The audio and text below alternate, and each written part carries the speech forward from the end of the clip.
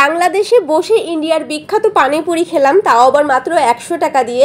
বাংলাদেশের ফুচকা নাকি ইন্ডিয়ার পানিপুরি, কোনটা বেস্ট ছিল আমার কাছে সেটাই তোমাদের সাথে শেয়ার করব। হ্যালো এভরিওয়ান, আসসালামু আলাইকুম। কী অবস্থা সবার? আই হোপ সবাই অনেক বেশি ভালো আছো।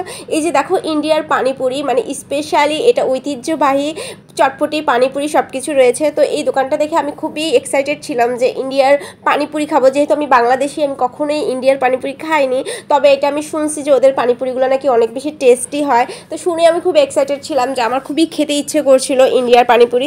আর এখানে এত বেশি সিরিয়াল ছিল, মানে কি বলবো, অনেক বেশি সিরিয়াল ছিল। দেখো কতগুলো মানুষ, যদিও আমি সবটুকু ভালো করে ভিডিও করিনি। আর এখানে পানিপুরি যে পানিটা ছিল, মানে টক পানিটা, সেটা অনেক পদের ছিল। তোমার হলো কি বলে ওইটাকে, টক দইয়ের ছিল, তারপরে তোমার নাগা মরিচের ছিল, আরও অনেক অনেক ছিল। যাই হোক, সব কিছু মিলিয়ে আমরা একটা অর্ডার দিয়ে দিয়েছি। মাত্র 100 টাকা ছিল। 100 টাকা এক প্লেট পানিপুরি ছিল, যদিও এখানে 10টা করে দিচ্ছিল। তারপরেও অনেকটা সময় অপেক্ষা করার পর আর কি আমাদের পানিপুরিটা বানাচ্ছিল। অনেকটা সময় অপেক্ষা করা লাগছে, যেহেতু অনেক বেশি ভিড় ছিল, সিরিয়ালে সবাই দাঁড়িয়েছিল। ফাইনালি দেখো আমাদের পানিপুরিটা চলে এসছে।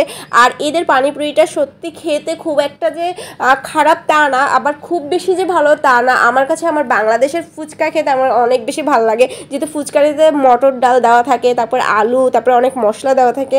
বাট ওরা পানিপুরিতে মানে কোনো রকম মানে মটর ডাল টাল কিচ্ছু দেয় না, শুধুমাত্র আলু সেদ্ধ দেয়। সো আমার কাছে খুব একটা ভালো লাগেনি। তোমাদের কেমন লাগলো কমেন্ট